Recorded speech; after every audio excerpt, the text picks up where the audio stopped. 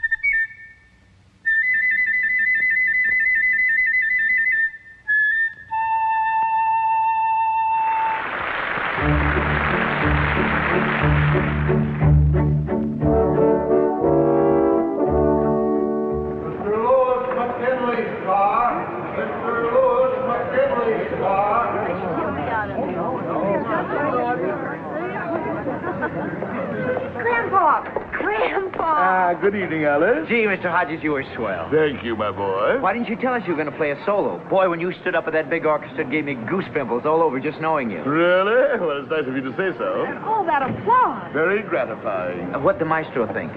He seemed impressed. Funny, he didn't look so happy to me the way he kept looking around. Oh, why should he have been happy? Grandpa stole the show, didn't he? I'll say, and with nothing but a little old piccolo, too. You want to drive home with us, Grandpa? No, thank you. I prefer to stretch my legs. Oh, come on, Grandpa. We won't be doing anything up front except a little necking. Maybe you could pick up a few pointers. Young man, it may interest you to know that when I retired from that field some years ago, necking became a lost art. Good night. Good night.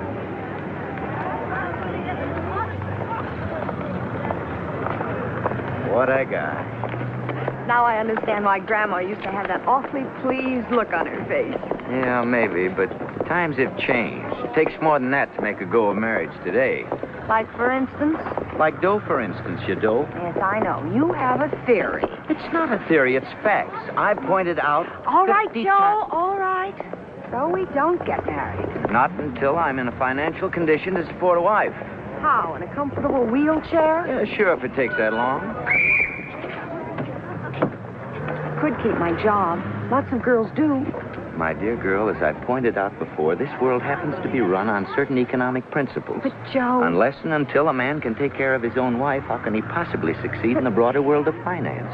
World of finance, world of finance. Who cares about that? I want to get married. Can't you understand that? M-A-R-R-I-E-D. Just the same, we're not getting married until I'm assistant head of the personnel department. Oh, you economic pighead. Good night. Hey, where you going? Anywhere you're not. All right, go ahead, walk.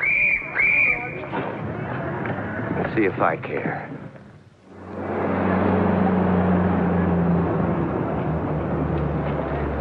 You know I'm right about not getting married now, don't you, Grandpa? Young man, kindly do not address me by that loathsome word, Grandpa. I am not your paternal ancestor, and judging from Alice's remarks last night, I'm not likely to be anytime soon, even by indirection. However, my boy, if you want my candid opinion, I don't believe the biological urge from which you both appear to be suffering so acutely gives a hoot whether you're assistant head of personnel or not.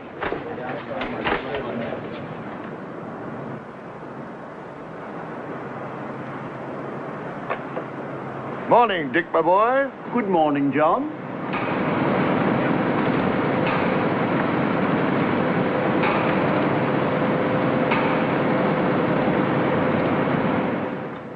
Hodges, John R.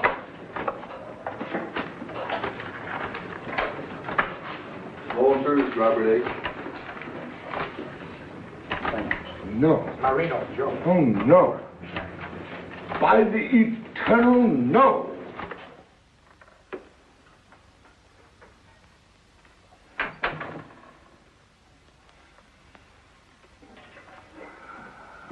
Grandpa, you're late.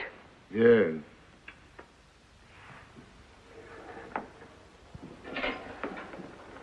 What kept you, Dad?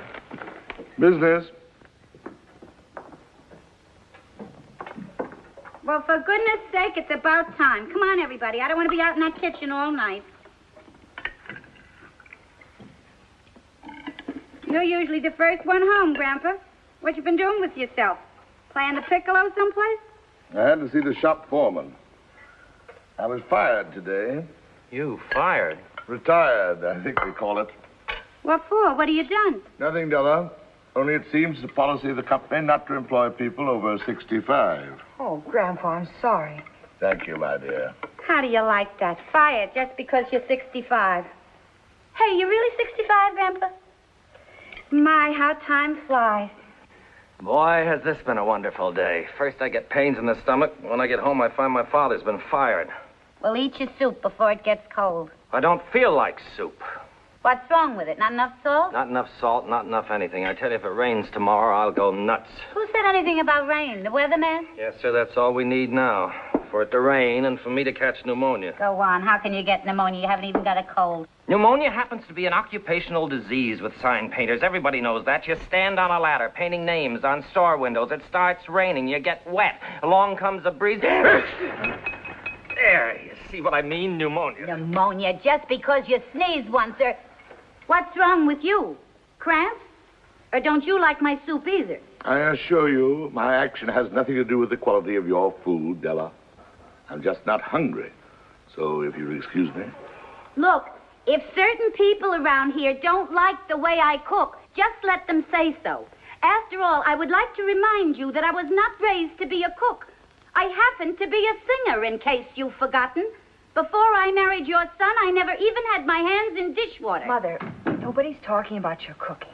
No, but they're thinking about it. The first thing you know, somebody will remind me that I came from Brooklyn.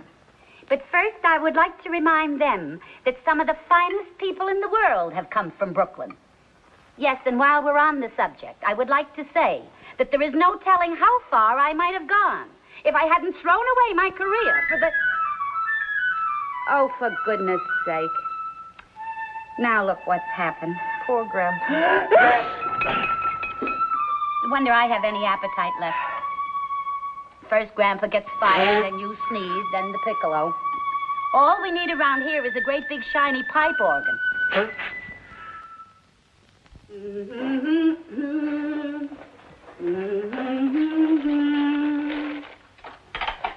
Born to be kissed, I can't resist.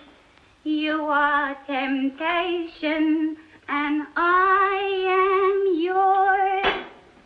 Oh, good morning, Grandpa. Good morning, Della. What you doing up so early? I thought you'd sleep till 10 o'clock. I'm not sleepy. Take my advice. Sleep when you can. You want some coffee? Yes, thanks. Only do me a favor, Grandpa. Don't sleep too late. Yours is the first room I clean. I assure you, Della, I have no intention of sleeping late. Thanks. Say, by the way, what are you going to do with yourself all day now that you're 65? I don't know. Oh, go to the movies, I suppose. There's a swell double bill at the Rialto. Or maybe you could go up to the park and play checkers with those other old men. Oh. What's so bad about that? Personally, when I think of the drudgery I go through day by day, I can't wait to get to be your age, so I can live out my life with dignity. Dignity can be a very empty feeling, Della. Yeah, well, you can get used to it, like me with the cooking. Hey, I just thought of something. With you not working, you won't be bringing any money in. I'm afraid not. Well, if you'll pardon my saying so, Grandpa, that's going to be quite a blow. Financially speaking, I mean. I expect so. Yeah, especially with the way prices are going up these days. Yesterday, I went in to buy a soup bone. Just a common, ordinary soup bone. 78 cents, he says. 78 cents, I says to him. You used to throw them in for nothing. Not no more, he says. 78 cents. That'll give you a faint idea. Soup bone. 78 cents.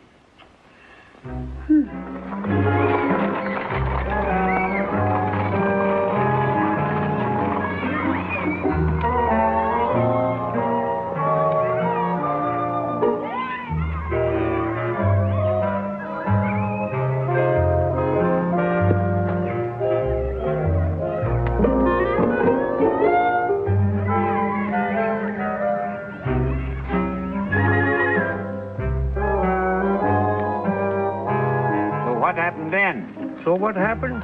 So she picked up my hat and threw it at me. Hit you? Right in the mouth. Get out of the house, she yelled. I got enough to do without you getting in my way all the time. 20 years ago, I'd have thrown her out of the window for that. I'm a Hungarian. Consolidated Motors. Consolidated Motors? What's Consolidated Motors got to do with it? That's what I'd like to know. Listen, there's a public park. Never mind, don't answer. I'll find out myself.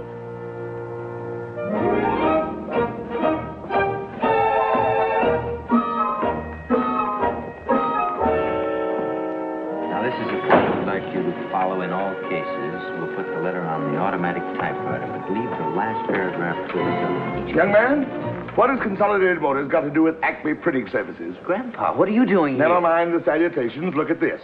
It says I've been fired because it's the policy of Consolidated Motors and its subsidiaries not to hire men over 65. I want to know what in thunder Consolidated Motors has to do with it. Search me. Hey, Erickson. This is my girl's grandfather, Mr. Hodges. He'd like to know what Consolidated Motors has to do with our 65-year-old retirement rule. Why, it's really very simple, Mr. Hodges. If you just step this way for a moment. Pardon me.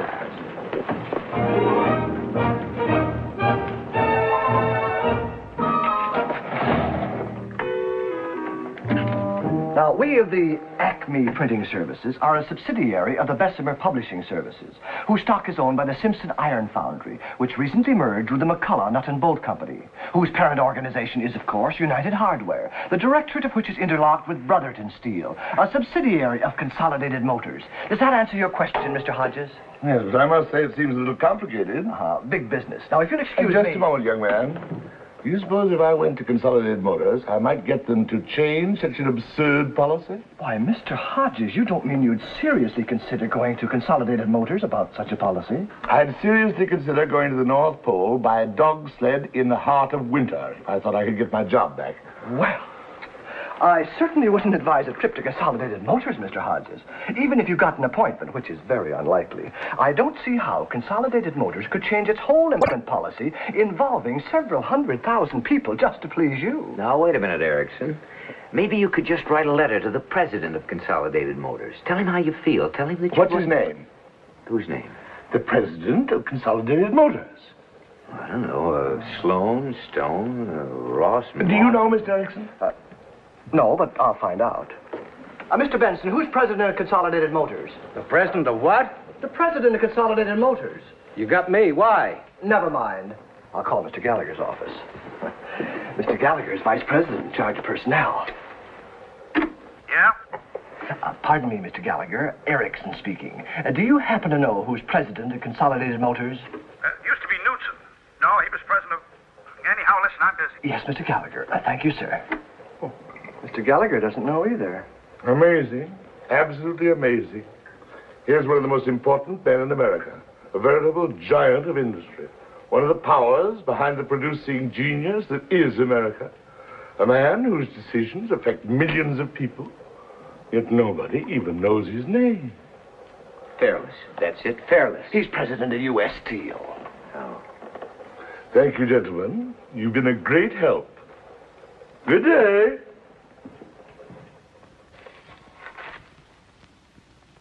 Here it is. I found it. Consolidated Motors. Look, Harold P. Cleveland, president. Congratulations, miss. Whether you're aware of it or not, you have just solved one of the great mysteries of the age.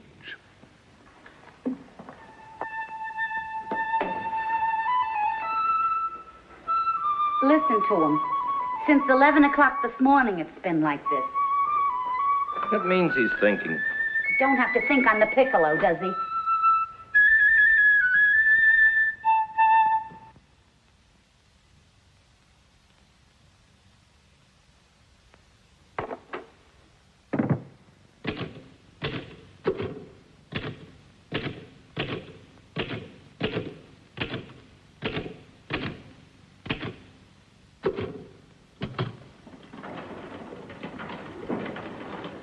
Oh, good morning, Mr. McKinley. Good morning, Harriet. Bring in your book and the mail. Yes, Mr. McKinley.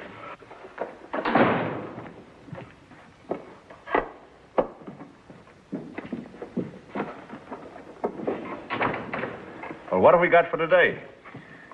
11 o'clock appointment with Mr. Gallagher, personnel. 1 o'clock luncheon with the representative of the Blakewell Paper Company. I'd like some coffee, dear. Yes, Mr. McKinley. Then there's your tailor, the barber, the man about those shirts you ordered. And don't forget your pills. What the devil is this? I don't know, sir. I didn't have time to open it. Yes, Mr. McKinley? Listen, Gallagher. I just got a letter from the Executive Secretary of Consolidated Motors advising me that Harold P. Cleveland, president of Consolidated Motors, will be in town Tuesday. Will I please show him every possible courtesy? Now, what the devil is this all about? I don't know. Beats me. Get Herbert in New York. Well, if you don't mind, I don't like it. What the devil does the president of Consolidated Motors want to come around here for? Maybe he's just passing through. Okay, but I wish you'd please tell me what the devil this is all about. We ever heard of this bird before? Not that I recall. Hello, Mr. Herbert. Just a moment. Mr. McKinley calling. Hello, Herbert. Listen, I just got a letter saying the president of Consolidated Motors is coming up here to inspect my plant next week. I'd like to know why all of a sudden is Consolidated Motors fishing around my place. Well, maybe it is just a goodwill tour, but I don't like goodwill tours, so do me a favor. Get a hold of whoever you can and find out if there's been a change in Consolidated Motors' policy toward its subsidiaries. Maybe they've decided to quit printing. Make more cars or something. Okay, call me back. I want every executive in the conference room at 10:30. And cancel Gallagher. Yes, Mr. McKinley. Send off 3 copies of this as soon as you can. Yes, Mr. McKinley. Listen, gentlemen, the president of Consolidated Motors is coming here next Tuesday to inspect our plant personally. I don't mind telling you, I don't like a lot of big shots sticking their noses in my business.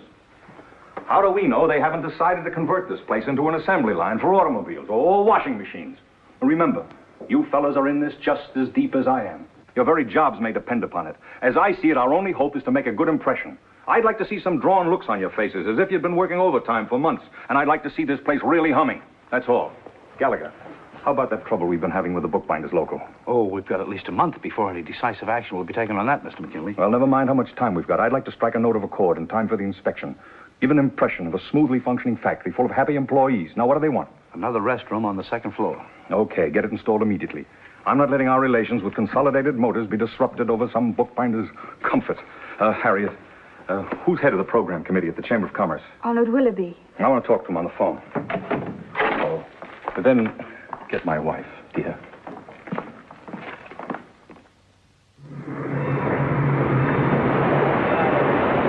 What does he look like? Why, he's great guns, don't you know? I never saw him in my life. Well, of all the idiotic things, a big man like Mr. Cleveland, a man who...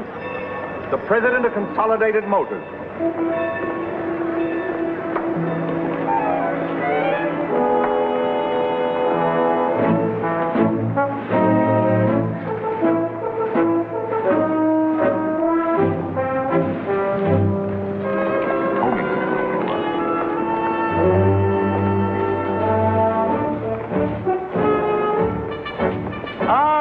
McKinley, what a pleasant surprise to find you here. I hadn't anticipated such a welcome. You're...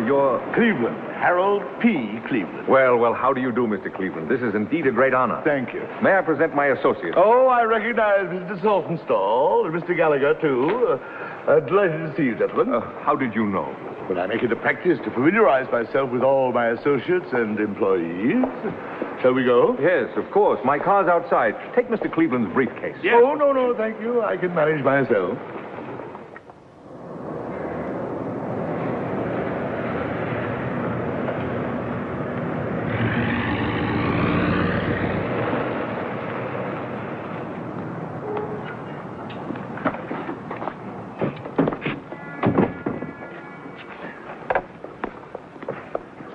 Any special department you'd like to inspect, Mr. Cleveland? We'll start with the hand-press department in the composing room. Afterwards, I'd like a word with your executives. Yes, indeed. I've already issued orders for all our executives to place themselves at your disposal. Splendid. Mr. Cleveland, may I ask, is there any special significance to your visit? Special significance? Not at all. It's only a routine inspection tour.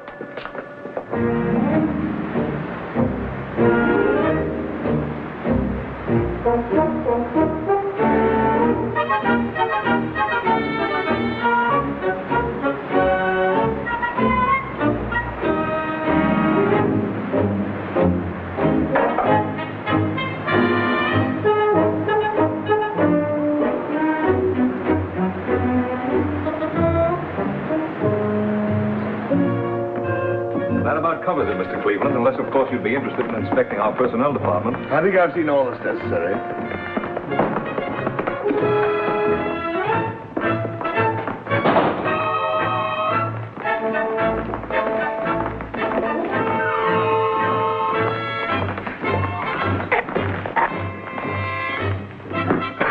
Here we are, Mr. Cleveland. This is our conference room. What's the matter? Come in, gentlemen. Well, I'll be,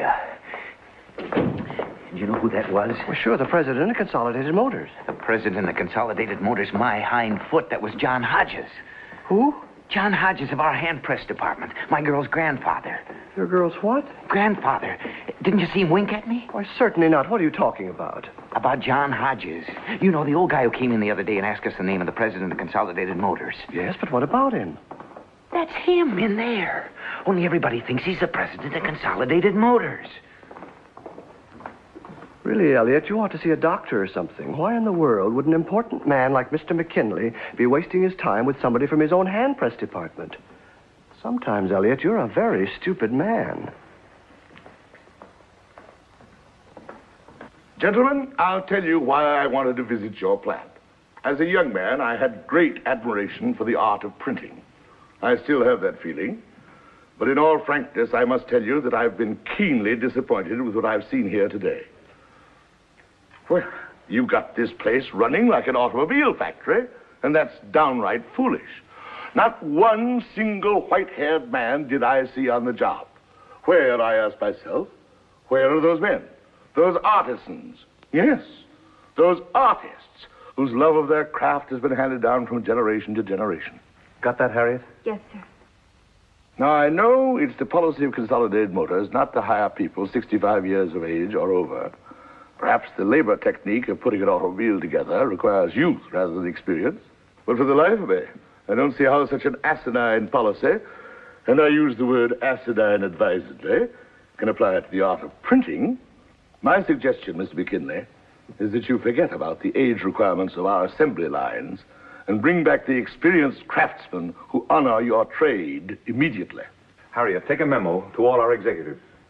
As of today, our employment policy is no longer governed by the 65-year age level. All employees who have been retired for that reason during the past year are to be notified immediately that their jobs are open, provided they wish to return to work. Thank you, gentlemen. Now, if you'll excuse me, I have a train to catch. But, Mr. Cleveland, you can't leave just yet. I've arranged a luncheon in your honor at the Chamber of Commerce. What? And I've even taken the liberty of engaging a suite for you at the Commodore. And my wife is expecting you for dinner tonight. I'd never live it down if you didn't show up. Well, in that case, why not? Thank you, Mr. Cleveland. This way, please. Pardon me, Mr. Cleveland, but wouldn't you like me to send you a copy of your speech? Oh, thank you, young lady. I don't think it's necessary. I'm sure my suggestions are going to be carried out. Oh, yes, indeed, Mr. Cleveland. Well, anyhow, Mr. Cleveland, I want you to know I think your speech was grand. I felt real honored just to hear it. Oh, no, my dear. It's I who've been honored. Good day. For men of mature experience. Is he still in there? Who? Mr. Cleveland. Yes, he's speaking now. Wait a minute, you can't go in, only members. But I gotta go in. I gotta find out if he's... Just a second. But you can't. Today, I hear a great deal of talk in this country about the dangers of inflation, which may lead to another economic depression. In a society as complicated and delicate as ours, we must leave no stone unturned in our search for stability. And in these old and expert men of 65 and over, there is a great fund of stability.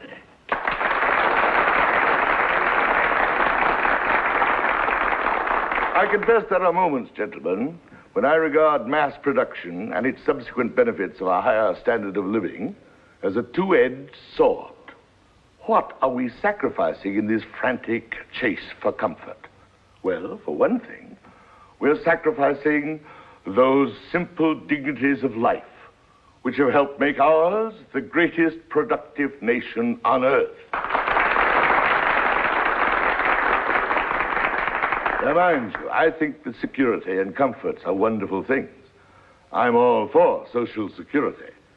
But in all our quest for this security, let us not lose sight of those things which have made this a great nation. Let us not forget that our economic strength depends basically on one thing: individual initiative. We here in America have a great tradition to uphold. A tradition of hard work. A tradition of opportunity. A tradition that every man may go just as far up the ladder of success as he individually is capable of going. A tradition that no one, in government, in industry, anywhere, can tell him what he can do and what he can't do, when he can work and when he can't.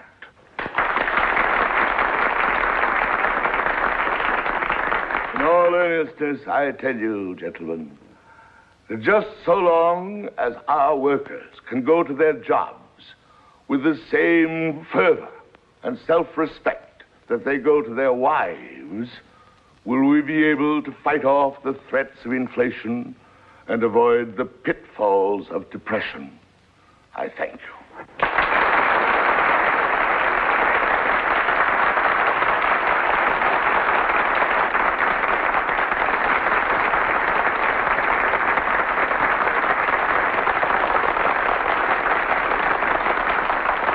Mr. Cleveland, may I have your autograph? Oh, delighted. Oh, I'm sorry. I'm not permitted to sign autographs. Company policy, you know. Oh, Congratulations, I'm Mr. sorry. Cleveland.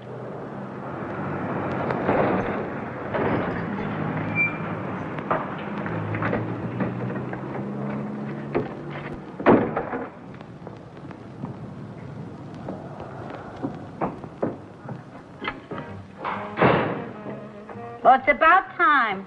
Oh, it's you. Where is he? Where to? Mr. Hodges, your grandfather. Oh, why? Look at this. C.M. Prexy says human dignity will beat inflation.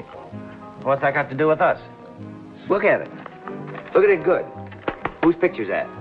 Says he's Prexy as CM, whatever that means. That's what it says, but it's him, Mr. Hodges. Your old man. That? Oh, you're crazy. Look, I'm not blind. My eyes are good enough for the Air Corps, and I'm telling you, that's Mr. Hodges. I saw him today with my own eyes. Oh, for heaven's sakes, Joe, sit down and stop being ridiculous. What in the world would Grandpa be doing at a Chamber of Commerce luncheon? Just look at the picture. That's all I ask. Just look at it. That could be a picture of anybody. As far as I can see, the only resemblance is they both got whiskers. Not even the same color whiskers. But I'm telling you, he winked at me. Joe, look at me. Look me in the eye. Have you been drinking? Drinking? I who think of nothing but success 24 hours a day drinking? Well, I like that. But I'll tell you one thing. I'm going to get cockeyed tonight if somebody doesn't start believing me. Oh, boy. What a house this is. First, we get a piccolo player. Then we get a fellow who sneezes just once, and all of a sudden he's in a hospital for an occupational disease. And now we got a lunatic on our hands who starts seeing things in newspapers. By George, this Cleveland makes sense. I'm going to save this. I want Dad to read it. Read it? He said it. Joe, please. So you think I'm drunk? Well, what else am I to think when you come bursting in here screaming that Grandpa is president of Consolidated Motors? Okay, I'm a liar. I'm drunk. I don't know what I'm saying. But I'm telling you, I saw him today, and he winked at me. Good evening, everybody. There's good news tonight. This afternoon, Harold P. Cleveland, president of Consolidated Motors, offered a confused world the best recipe to beat inflation and continue prosperity that this commentator has heard. Yes, sir. Winked at me. Have you already mixed the martinis? Yes, madam. My husband likes them very dry. I understand, madam. He also likes them served immediately after he comes in. Yes, madam. Well, that may be he now. The wife should be ringing the bell. Shall I go and see, madam? Please. Willie. Huh? Turn that thing off. Okay. Good evening. Good evening. Who should I say is calling, sir? Me. Mr. McKinley. I live here. I beg your pardon, sir. You'll find Mrs. McKinley in the drawing room. New butler. I tell you, the servant problem Yes, today. I know. I've been having trouble with my cook lately, too. Lucille, this is Mr. Cleveland. Mr. Cleveland, my wife. How do you do, Mr. Cleveland? It was nice of you to come. Thank you. It was nice of you to have me. Come on, meet him, but listen. Do me a favor just for tonight and spare us any of your political philosophy. Okay. Mr. Cleveland, this is our son, Willie. Good evening, young man. Hello, Mr. Cleveland. Hey, we were studying economics the other day, and I saw a picture of you. But you don't look a thing like you do. Willie. Yes, sir. My husband likes martinis, Mr. Cleveland, but if you prefer something else... Not at all. My favorite beverage. These dry? Yes, Louis, very dry. 4-1, sir. Here's to Consolidated Motors. Thank you. But if you don't mind, I'd rather drink to a lovely lady. Thank you. I'll take the tray. Yes, sir. What class are you in, young man? 10th? On the football team? Well, kind of. Kind of. Oh, so that's the way it is. I used to be a bench sitter myself. How about a little refill, Mr. Cleveland? Thank you. A wee modicum, perhaps? I thought we'd have dinner at home tonight. Just family style. After that, if you like, I thought we three might run out to the country club for a little while. The country club? I'd like you to see it. It's brand new and not half bad. Most of my executives belong. Got a great little golf course. What do you say? Well, I'll be delighted. That is, if Mrs. McKinley... Oh, I'd like it very much. Very much indeed.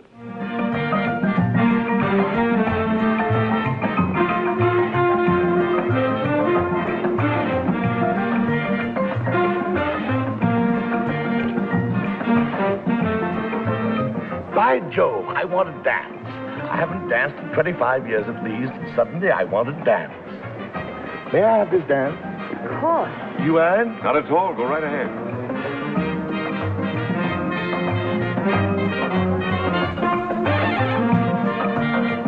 What kind of barbaric music is this? It's the rumba. For one moment, I had the wild illusion it was the bunny hug.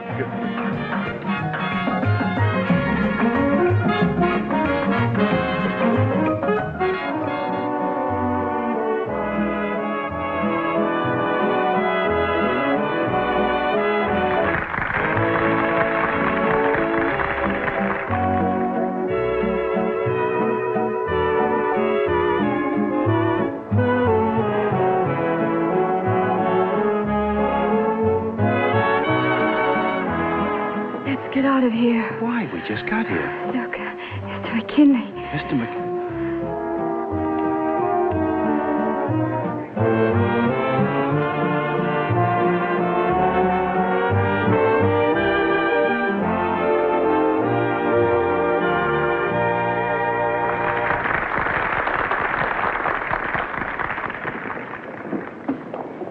Well, you two must enjoy dancing. Your wife happens to be a very beautiful dancer, Mr. McKinley. Yeah? Well, for myself, I think it's a waste of time. Look, if you don't mind, I'll run along. I've got some papers to go through. Well, perhaps we'd all better... Oh, no, you two stay here and enjoy yourselves. I'll send the car back. Oh, don't bother. We'll get a taxi. No bother. My driver's used to waiting. I'd prefer a taxi, Louis. Okay. Good night, Mr. Cleveland. Good night, and thank you for a wonderful evening. Glad you liked it. We'll have to do this sort of thing again. Yes, indeed. I'd like that very much. By the way, before you go, there's just one thought that I'd like to leave with you, Mr. McKinley. Just a bit of my personal philosophy. I like a man who works, and works hard. But that's not enough. A man ought to play, and play hard, too. I have an idea that you don't play enough, Mr. McKinley. That's very sound advice, Mr. Cleveland. I'll take care of that in the future. Good night. Good night.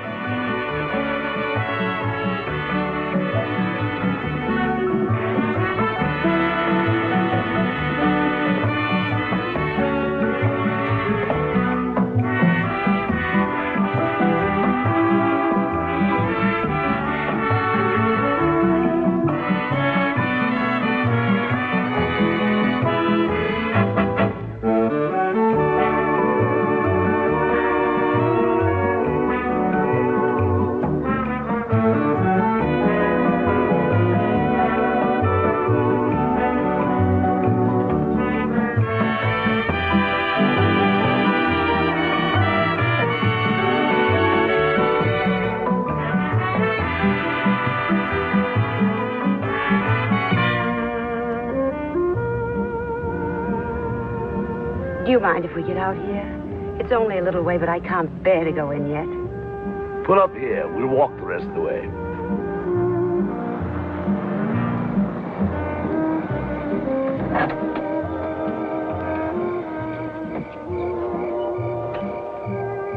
Just wait for me, please.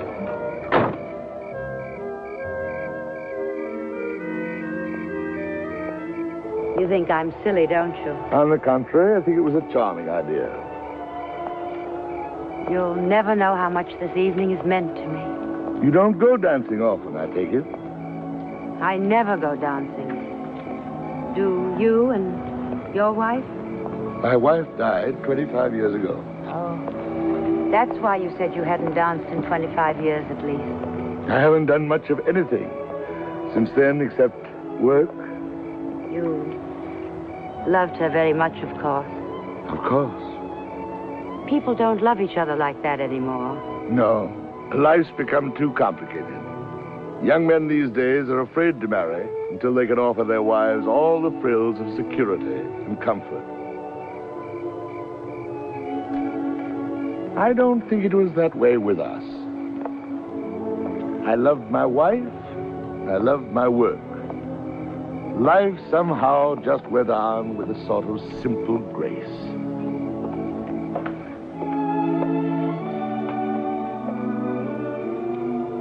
Are you leaving tomorrow? Unfortunately, very early tomorrow.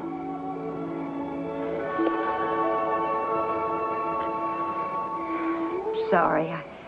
I don't know what's the matter with me. But I've been so happy tonight. So really happy. It's been so long. Good night. Good night.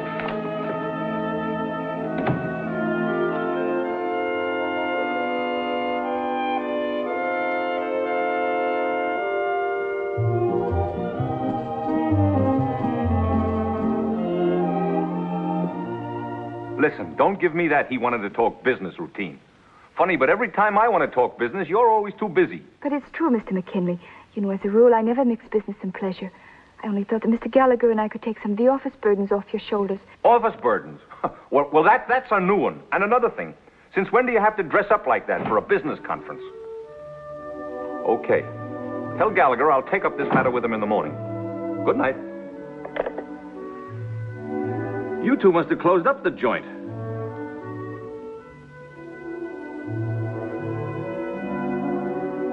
By George, you're really a good-looking woman, Lucille. And did he go for you? Couldn't take his eyes off you. What did you do after I left? Louis, I want a divorce. What? Do you love me, Louis?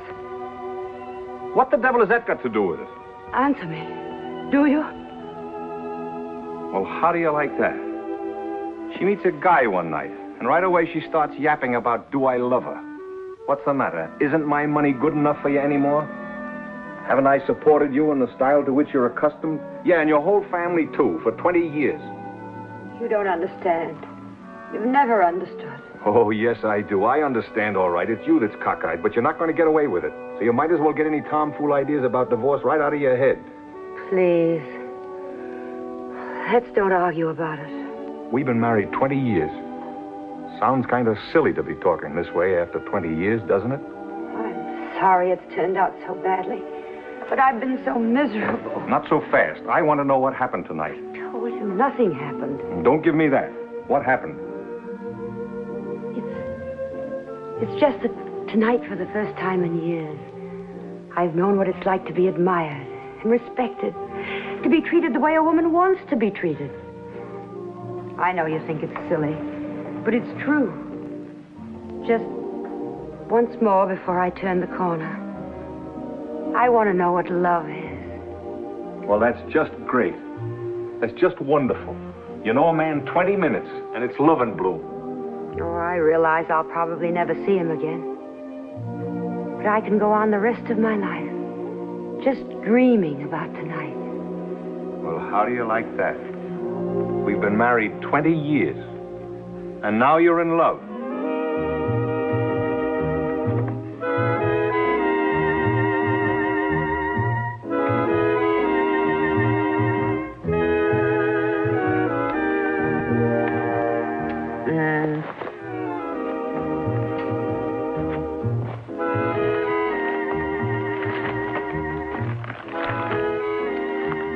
That looks nice. Only $20 down. Yeah, but with the present credit system in this country, controls and all that. Joe, we're talking about a bedroom suite. My, up so late? Deprexy of CM. So I'm crazy, am I? I'm drunk. Look at him. Grandpa, your beard. Dad, Look, Mr. Hodges, before you say a word, will you do me a favor? Will you tell these handle people... this.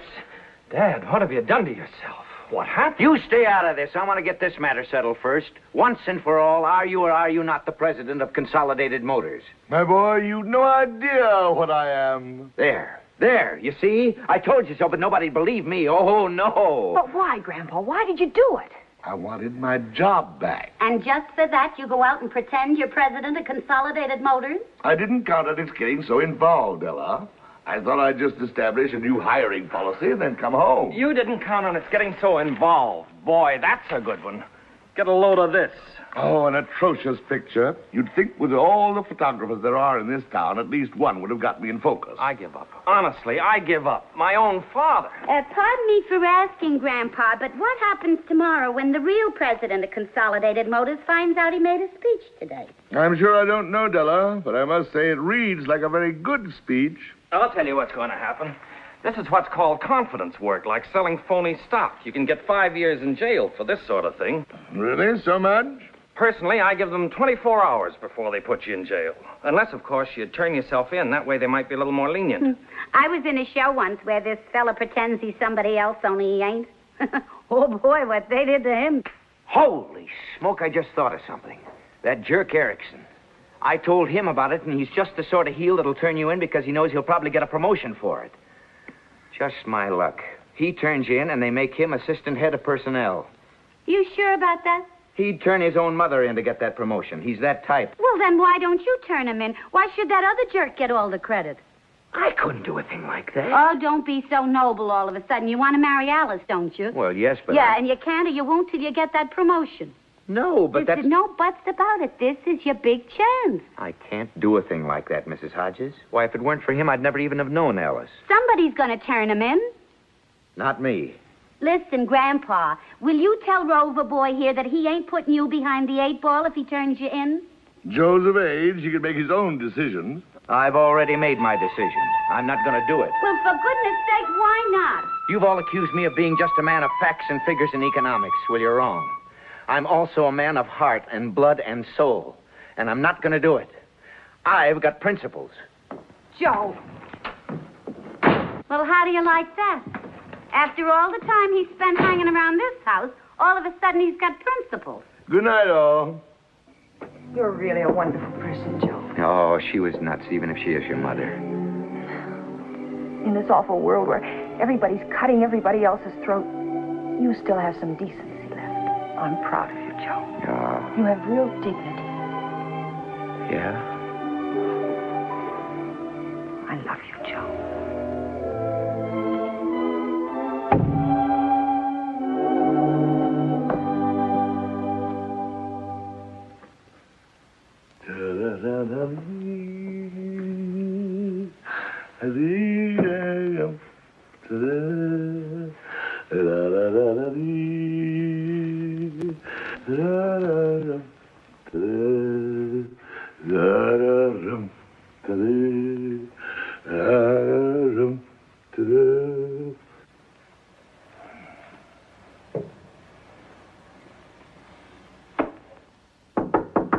Come in. Grandpa, I just made a wonderful discovery. Really? I just realized that you're a great man. Ha ha! I guess I'm beginning to grow up at last, Grandpa, to understand things. What kind of things, my dear? Dignity. That's the word, dignity. All of a sudden, it came to me like a flash of lightning that there's nothing so important as a person's own dignity. It's more important than maintaining a high standard of living or even being assistant to the head of some old department. And that's what this was all about, wasn't it? You were fighting for your dignity, the dignity of your work. And for that, you were willing to take on the whole complex world. I think you're a wonderful man, Grandpa. Thank you, my dear. Good night. Good night.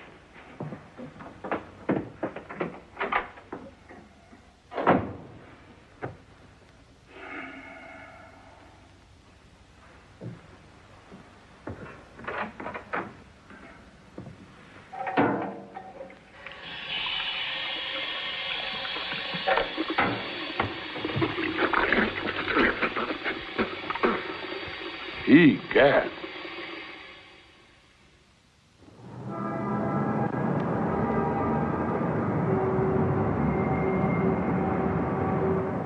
In our time, we have grown accustomed to the machine age and its coldness. Mr. Cleveland's fine speech has given us a new realization of honor and humanity, as well as a truer understanding of the individual's place in our American culture. Our hat is off to Mr. Cleveland. He is a great American. Read what that paper there has to say, Mr. Cleveland? Not yet. It says, God bless Mr. Cleveland and Consolidated Motors. They restored our faltering faith. That sure was some speech, Mr. Cleveland. Kind of makes you proud to be an American. I've never seen anything like it. There must be 10,000. This isn't even half of them. Listen, Clancy, of course I'm only head of public relations around here. I suppose it'd be too much trouble for anybody to tell me when the boss is going to make a speech. Don't blame me. I didn't know any more about it than you did. He told me he was going to the ball game yesterday afternoon. What a speech. This will sell 1 million cars. And look what's happened to the market. Opened 2 points up straight across the board. Seen this? That's cute. Yes, sir. I bet the rest of the industry's tearing their hair out right now. Still, there's something fishy about all this. Unless I'm out of my mind, I was having luncheon with Mr. Cleveland at the plaza at 1 o'clock yesterday. Oh, now take it easy, Bill. You better lay off that hooch. That's when he was making this speech. Well, maybe 1:15, 1:30, but I know it was yesterday. Hey, Harold, what's the big idea? Set up a special meeting of the executive committee in my office at 11 o'clock and get my lawyer. To sum it up, gentlemen, it appears that this person's speech has not only caught the public's fancy and brought this company a great deal of goodwill, but it's had a profound effect on the whole market. Indeed, on the whole business structure of America. The question now is, what are we going to do about it? There's only one thing we can do. Categorically deny the whole thing. And categorically deny ourselves $25 million? Well, if we don't deny it, you can bet that somebody else will. Then where will we be? You're a lawyer, Joe. What do you think? Well, frankly, it looks to me like a carefully planned maneuver, not only to create a bull market, but to put Consolidated Motors in an awkward spot. Maybe, though actually, when you analyze it, the speech doesn't really say anything except what we've all been saying. About individual initiative, keeping our shoulders to the wheel, and giving a bunch of old men some jobs. If you ask me, I'd say it's the work of a crackpot. I disagree. I've read the speech a dozen times. I don't find any crackpot ideas in it. In fact, I consider it a splendid speech. I'm inclined to agree with everything it says. No, Ernest, the thing that worries me is, why didn't I make that speech? What? You're paid a handsome salary to handle the public relations of this company. Here's a fine business talk that I could have made. Now, why didn't you think of it for me? But Mr. Cleveland, In fact, why didn't I think of it for myself?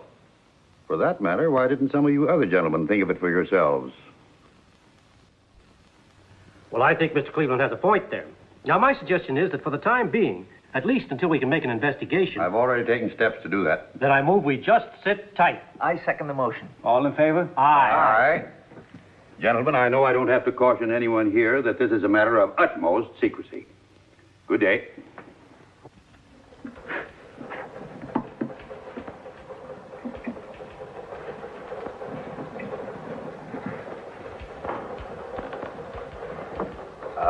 Say, Frank.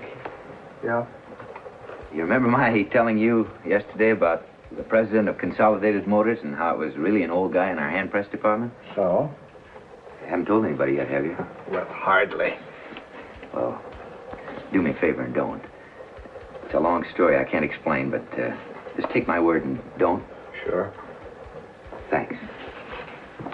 Well, see you around.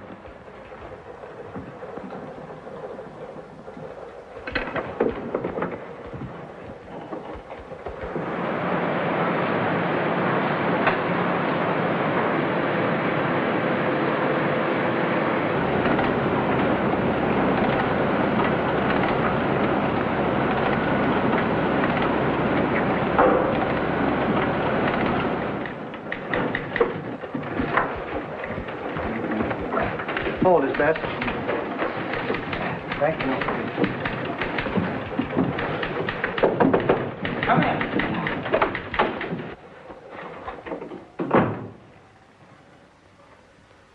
Well?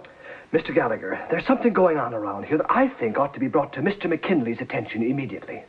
What sort of something? This whole Consolidated Motors thing, sir, it's just a gag. What whole Consolidated Motors thing? The man that was here yesterday inspecting the plant is not the president of Consolidated Motors. He's a printer in our hand press department. What's that you got behind your back, Erickson? Dirty pictures? Oh, no, sir. This is the file on him. The file on who? On this man who everybody thinks is the president of Consolidated Motors. The one who made that speech at the Chamber of Commerce yesterday? Listen, are you drunk?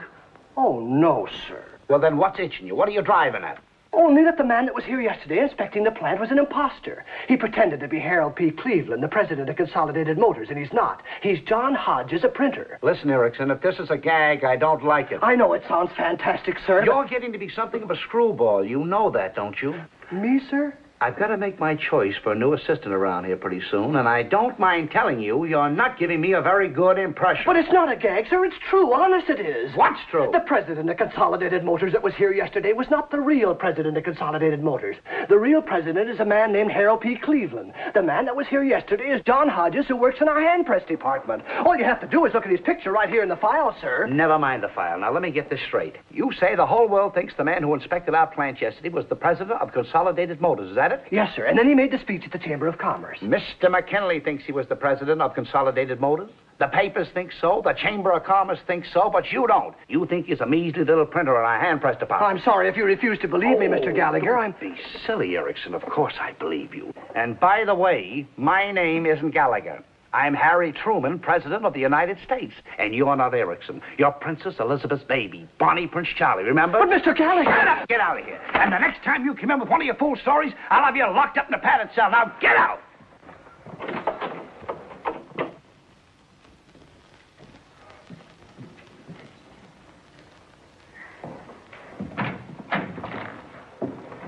Mr. McKinley in?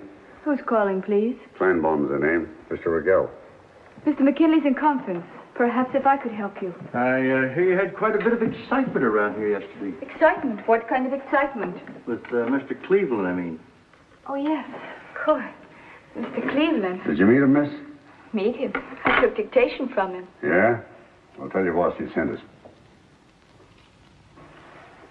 Just a moment.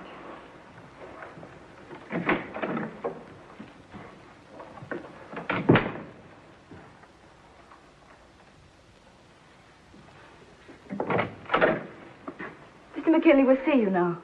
Thank you, miss.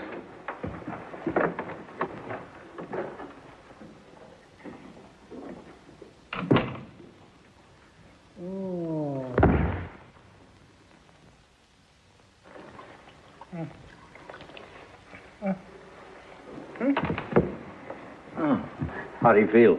Oh, here, take a swallow of this. Yeah. There, you'll be okay. They sent for the doctor. I don't want a doctor. And you keep out of here, too. I was only trying to help. Of course you understand this must be handled with absolute secrecy, Mr. McKinley. Don't worry. I'm the guy that was taken. Why, if this ever gets out, they'll laugh me right out of town. Don't excite yourself, Mr. McKinley. Why shouldn't I excite myself? My whole life's been disrupted. First, my wife wants a divorce. Now I faint. All on account of this phony. Oh, the crook, the dirty, low-down crook. I took him to my house for dinner. Just wait till I tell my wife. Oh, boy. Will I laugh right in her face. Falling for a phony. Well, we'll take a look around. Yes, sir. If we find out anything, we'll let you know. Meanwhile, you're getting any ideas yourself, you Motors. Live in a palace. Oh, boy. Will I laugh right in her face.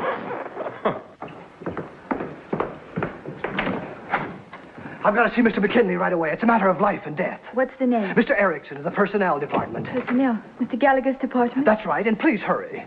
Mr. McKinley's very busy. He can't see anyone. I think Mr. McKinley would rather have things go right along as usual, miss.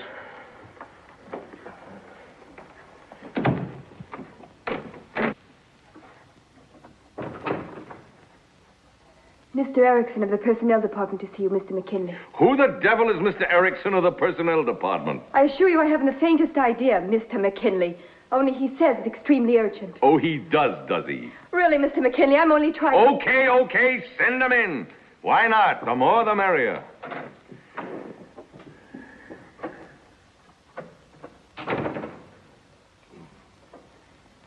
Well? Mr. McKinley, I have reason to believe that the man who was here yesterday, posing as the president of Consolidated Motors, was really an imposter. How would you like to be fired? Sir?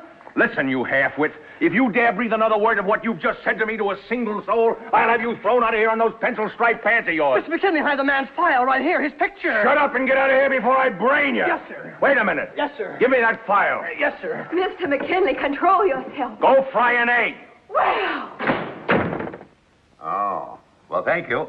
Don't do anything until you hear further from me. Goodbye. Kleinbaum, he says the man works right there in the plant. The police been notified? Oh, wait a minute. You want to break this thing wide open? But you can't let a low common thief, a confidence man, go around professing to be president of Consolidated Motors. Well, keep your shirt on. Nobody suffered any great damages. In fact, when you come right down to it, Wait till you get a load of this, straight from Union headquarters. Listen, since Mr. Cleveland has shown a willingness to see labor's point of view, and since the United Automobile Workers are just as eager as Mr. Cleveland to maintain the nation's economic strength, we hereby pledge ourselves to arbitrate all current differences in the same spirit of this speech. How do you like that? Why, this is absolutely the most ridiculous position the company has ever been in. Looks like we're saddled with that fool speech whether we like it or not. that's right. If we deny it now, we'll be accused of trifling with the future prosperity of America. As a matter of fact, in view of the sharp market rise, I'm not sure that those of us who have bought Consolidated Motor stock recently wouldn't end up in jail. Gentlemen, my advice is to emulate that estimable creature of the sea, the clam, and say absolutely nothing. I still say there's something screwy about a simple little printer pulling a trick like this. That's possible, but if so, let's just hope he gets away with it. Fancy, have my car here at 6 o'clock and phone my home and say I won't be there for dinner. That's all, gentlemen. Well, I still... Just wait till you get a load of... What the devil is this? It's the suitcase I bought 12 years ago when we were supposed to take that trip to Europe. What's it doing here? I'm going away. Listen, if you've got a fool notion like that, you better get it out of your head, because I got news for you. And you better get a good hold on the bed, because when you faint, I don't want you banging your head on the floor. What would you say if I told you we had a phony to dinner last night? A what? A phony. That bird's no more president of Consolidated Motors than I am. He's a crook, an imposter, but don't worry, I'll send him to jail if it's the last thing I do. Here's a whole record on him. Just look for yourself. Who is he? A printer. In my own hand press department. John Hodges. How do you like that? Why, I think it's wonderful. What? I said I think it's wonderful. Look, I'm in no mood for jokes. Now unpack that suitcase and come on down to dinner. But I won't be here for dinner. I'm leaving. Now listen, just because some measly $62 a week printer in my own factory dances the rumba. Last night, for the first time, he made me realize just how empty my life has been. And stop crying. You know I can't stand tears. Well, at least tell me, what have I done? You've killed my life for me, that's what you've done. You've never loved me, not for one moment. I'm 40 years old. 43. And I just can't go on being treated like a stick of furniture any longer. I've as much right to love as anybody, even if I am 40. What you said. Have you really been so miserable, Lucille? Well, I'm sorry if I've made life so unbearable for you. I didn't know I was doing it. Well, maybe it's not all your fault, Louis. You can't help being what you are. But you are what you are, and I can't stand it any longer. Who's going to tell Willie? I'll tell him. Lucille, this is a terrible thing that we're doing. I don't like divorce. I was brought up not to believe in divorce. We were married in a church, and there's something unholy about a divorce. I wish you'd weigh this decision carefully.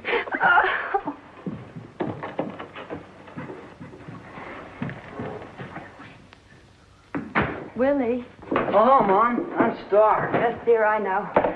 Willie, I have a shock for you. But I think you're old enough and sensitive enough to understand. Sure, what is it? Your father and I, we're separating. We're getting a divorce. Divorce? Is it a very big shock to you, dear? Is it a shock? Boy, is that some question? Of course it's a shock. Naturally it's a shock. Oh, I'm sorry, dear. I didn't mean to shock you. But I thought it would be better if I came straight out and told you. Here, sit down, darling, please. I don't want to sit down. I don't feel like sitting down. You're angry with me. I'm not angry. I'm just upset, that's all. What's so surprising about being upset? You'd be upset, too, under the circumstances. Oh, dear, I didn't mean to upset you. Actually, I'm quite upset myself. I feel terrible. Right here in my stomach. Willie, you're not going to be sick. I don't know. I must have some kind of psychosomatic disorder. It hits me right here in my stomach. Oh, dear. I don't know what to say.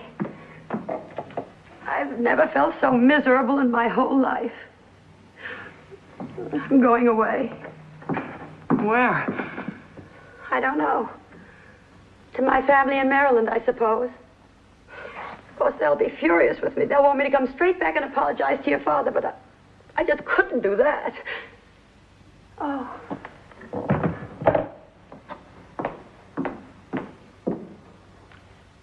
Goodbye, dear. Oh, go take some aromatic spirits of ammonia, then lie down flat. Where's your mother? Gone. Gone? Gone where? To Maryland. I feel sick. I'm sick of my stomach. Listen, I got no time for you and your stomach. I gotta stop her. That's a fine thing to say, a fine thing. My mother comes in and says, don't get sick, but your father and I are getting a divorce. Then my father comes in and says... All right, all right. Take some soda water. I'll head her off at the railroad station. You stay here. If she comes back, don't let her out of the house again. I think I'm going to be sick all over the place. And that'll show 'em. Alice. Alice, I got it. I got it. Got what? The job, the promotion. Oh, Joe, that's wonderful. Now can we get married? You said it. Just name the day and I'll be there with bells on. See, I knew. All you had to do was tell that Mr. Gallagher... I didn't tell him anything. He just called me in and said, Joe, that Erickson's nuttier than a fruitcake. How'd you like to be my new assistant? Congratulations, my boy. Thank you. You're on your way. Someday, if you're not careful, you may even be a Mr. McKinley. Yes, sir. However, don't forget one thing. There's more in life than mere success, young man. Or rather, you should make up your mind what you mean by success. Remember, it's not just having a job. It's not just making money. It isn't? In fact, it has nothing to do with those things. It's what a man gets out of his work that matters. Are you doing something you like? Are you aware of the essential dignity of what you're doing with your hands, with your mind? Well, I certainly... First of all, there's a stewardship of responsibility that one of your generation... Yeah, well, there's the beer. What beer? The beer I ordered to celebrate our engagement, you dope. A case, a whole case. Wait, how do you know it's the beer? Maybe it's the police. The police? Oh, my goodness. I'll go. Yes? Does a Mr. John Hodges live here? Who's calling, please? Mrs. Lewis McKinley. McKinley? Oh, I'm sorry. He's gone to the door, country. Alice. Let Mrs. McKinley in. You're... John Hodges. I dyed my whiskers. You must excuse my granddaughter's behavior, but you see, we were expecting the police, so naturally she was suspicious. This is the rest of my family. My son George, my daughter-in-law, Hello. and Mr. Elliot, the young man who thought you were a case of beer. How do you do? How do you do? May I see you for a moment alone, please? Certainly. Come into my bedroom. Thanks. His bedroom. So what? After what's been going on in this house for the last 24 hours, you going to draw the line at a bedroom? So what? No, please. Don't turn on the lights. Not yet. Well, it's a little compromising, isn't it, not having the lights on? I'd like to feel a little compromise. I'm leaving my husband. Really? May I ask why?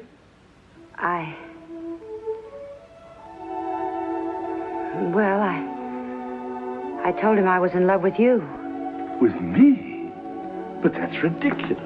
You've only seen me once. That doesn't matter. I know you for what you are. A gallant and wonderful man who respects me and acts like a gentleman. Even if you are what my husband said you are, a phony. Did your husband say that? Oh, he said some terrible things about you. He said you're a crook and an imposter and he's going to put you in jail. But I don't care. I'll stand by you. I'll even go to court and testify for you. And you can testify for me. Mrs. McKinley, I'm going to turn on the lights. Oh, no, please. Not yet. Yes, Mrs. McKinley. Now, immediately. Mrs. McKinley, though I may be everything that your husband says I am, and everything that you believe me to be, I am emphatically not a correspondent in a divorce suit. Do I make myself clear? Then last night was just last night? Mrs. McKinley, you're a very handsome woman. You dance extremely well. You also have a gift for summing up a situation. Last night was simply last night. I'm sorry if my bluntness offends you, but I assure you I have no intention of coming to treat any man and his wife, especially one as impulsive as you are. Perhaps if I were 30 years younger... Oh, no, please. Don't blame yourself. I understand, and I deserve this. I guess I'm just a silly woman who's made quite a fool of herself. Though it pains me to say so, you are. My husband and I have been married for 20 years, and this is my first infidelity. You don't say. He married me because I was society, and I married him for his money. Not that I couldn't have fallen in love with him. He's not bad looking, you know. On the contrary. He has a certain vibrance. Oh, yes, I'd say he's full of vibrance. Sometimes there's something almost exciting about him. Only he's not in love with me. How can you be so sure? Well, at first I thought he might be in love with me. I can remember he used to kiss me with all the tenderness of a wild stallion? Then after a while, he never kissed me at all. Life was just a succession of fur coats and invitations to dinner. That's all I've been. An invitation to dinner. Mrs. McKinley, do you know what I think? I think you're in love with your husband. Me? I have an idea that if you were to kiss him once, just once, with all the tenderness of a wild mare? Mrs. McKinley, I think we both need some coffee. Let's get out of here. I knew this would come in handy. Here, hang on to that. Serviette? Hey, the beer. I'll get it. Yes? My name is Harold P. Cleveland. I'm looking for Mr. John Hodges. They're here. Who? Some man who says he's Harold P. Cleveland. The one with the black beard? That was Grandpa. Here, I'll handle this. You got a warrant? No. Nobody gets in here without a warrant. Who is it now? Some flatfoot pretending he's Harold P. Cleveland. Who does he think he's fooling? Anybody knows that Harold P. Cleveland wouldn't be coming here personally to make the arrest. Good evening, sir. You were looking for me? You're John Hodges? I am. I'm Harold P. Cleveland. How do you do, Mr. Cleveland? Won't you come in? Thank you. Mr. Cleveland, I'd like you to meet my son, George, my daughter-in-law, Della. Hello. Mrs. McKinley, my granddaughter, Alice, and her fiancé, Mr. Elliot. How do you do? We're celebrating their betrothal. Oh, congratulations. Take Mr. Cleveland's hat, Alice. Oh, no, thank you. I can only stay a moment. You're not Harold P. Cleveland. You can't fool us. But I am Harold P. Cleveland. If you don't believe me, my chauffeur is outside. Ask him. How do we know he's your chauffeur? Well, I don't usually carry much in my wallet. But here. Sorry I haven't my fingerprints. Well, what is it you want, Mr. Cleveland? I just wanted to meet Mr. Hodges, that's all. I'd like an explanation. I think I deserve an explanation. I agree, Mr. Cleveland. Would you step in here, please? I don't mind telling you, Mr. Hodges, you put Consolidated Motors in a highly ridiculous position with this escapade of yours. And while I'm told that technically you've committed no crime, I'd still like to know why you did it. Did I hear you say that I'd committed no crime? Probably not. At least that's what our lawyers say. And from the fees they get, they ought to know. Well, well, this is a pleasant surprise. My son here was sure that I'd go to jail for 5 years. Imagine that, George. No crime. What do you know? He really is the president of Consolidated Motors. He is? There's no doubt about it. Is that so? My, what a crazy evening this has been. First, my daughter gets engaged, and then the president of Consolidated Motors drops in. Joseph, get the president of Consolidated Motors a chair. I declare, when you stop to think of it, you know, nobody's going to believe me when I tell them. They're going to laugh right in my face. Somebody give him a piece of cake. Oh. It's a Lady Anne chocolate surprise. Well, no, thank you. Oh, come on. I made it myself. My doctor doesn't allow me to eat cake. Oh? Why? You got diabetes? Oh, no, it's something entirely different. Oh. I'm sorry. May I shake your hand, Mr. Cleveland? I'd like to tell the people at the plant that I shook the hand of the president of Consolidated Motors. Not that they'd believe me, but I'd like to tell them so anyway. That'll do, Joe. Maybe you'd like a cup of my special coffee, Mr. President. Everybody says what good coffee I make, even though I'm not the cook type. I was on the stage, you know. Maybe you saw me. No, I'm afraid I never had that privilege. Have you any saccharin? Saccharin? No, but we can get you some in just a minute. Hey, Joseph, run over next door and borrow a cup of saccharin. Oh, well, please don't bother. I'll take it just as it is. Only half cream. No bother at all. You sure you never saw me? I was billed as Della Robbia, the bombshell of song. I never went to the theater when I was a young man. And now, Mr. Hodges, I'd like to hear your story. Well, it's really a very silly story, Mr. Cleveland. In fact, when I look back on it, it seems absolutely incredible. Here you are. Excuse me. Now, don't go away. I'll be back in just a minute.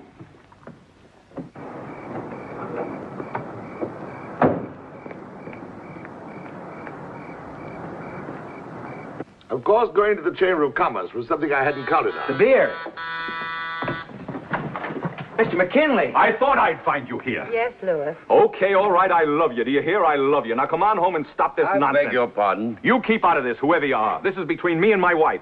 Who are you anyway? Harold P. Cleveland, President of Consolidated... Listen, I've heard all the Cleveland that I want to hear. It's all right with me if I never hear that name again. You understand? Now come on home, will you? I apologize for whatever I did. I said I apologize. Right, Louis, only don't shout so. I'm not shouting. I just said I apologize. Yes, dear, I heard you. Dear? Did you call me dear? Yes, dear. Well, I'll be... Hodges, you're fired.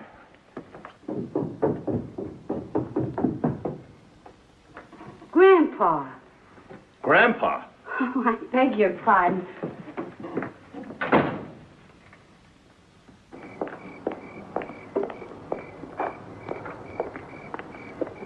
Well, who the devil's car is that? Mr. Harold P. Cleveland, president of Consolidated Motors. Harold P. who's? The man you yelled at inside, dear. And that, Mr. Cleveland, is the whole story. And quite a story it is, Mr. Hodges. Pardon me for suggesting it, but I just happen to have this album laying around, and only this afternoon I said to myself, Della, if the right part... Della, there's no time for that now after what's just happened. After what's just happened? Dad's been fired. That's what. Fired. Fired? What, again? It's all right, Della. I knew all the time it wouldn't work. Oh, fired, and after all the trouble we've gone through. Mother, please. Okay, but it's a fine time to tell us, right in front of the president of Consolidated Motors. If you've really been fired, Grandpa, what are you going to do? Well, I know one thing I won't do, and that's go sit in the park and feed the pigeons. How would you like to work with me in New York, Mr. Hodges? There's a little office next to mine. We could have it redecorated. Oh, Grandpa. For goodness sake, imagine New York. Maybe you could find a little apartment. I'm sorry, Mr. Cleveland, but I couldn't do that. You know the well-known hackneyed phrase, New York may be all right for a visit. Maybe you could live in Brooklyn. No, Della. Not even Brooklyn. Oh, it's a question of money. No, thank you. I make all the money I need right here. All the money you need? Listen, you just lost your job. And with the price of soup bones going up... I'm sorry, Della. You'd have lots of leisure. I'd only want you around for advice in public relations matters. Maybe we could go to a ball game together occasionally. Thank you, Mr. Cleveland, but no. This is my home. My family's here. We're happy. That is, as happy as people need to be. I have my health. I eat what I like. I drink my coffee without saccharine. I don't have to make speeches unless I want to. Go to board meetings. Worry about stockholders, unions, income taxes. Come to think of it, Mr. Cleveland, why don't you move out here? You're still young enough to get a good job. Now, please, Mr. Hodges, don't tempt me. Well, I must be running along. Good night, everybody. Good night, sir. Oh, don't look at me. He's your father. I'm sorry you won't come with me, Mr. Hodges, but I think I see your point. Thank you. As to your job at Acme Printing, I wouldn't worry about that if I were you. You heard Mr. McKinley fire me. Mr. McKinley apparently has high blood pressure. I'll send him a note tomorrow. No, I'll make it a directive that you're to have your job as long as you want it.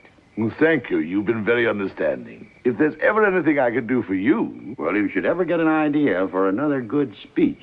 It would be a pleasure, Mr. Cleveland. A pleasure indeed. You're a great man, Mr. Hodges. A truly great man. Thank you, Mr. Cleveland. So are you. Good night. Good night.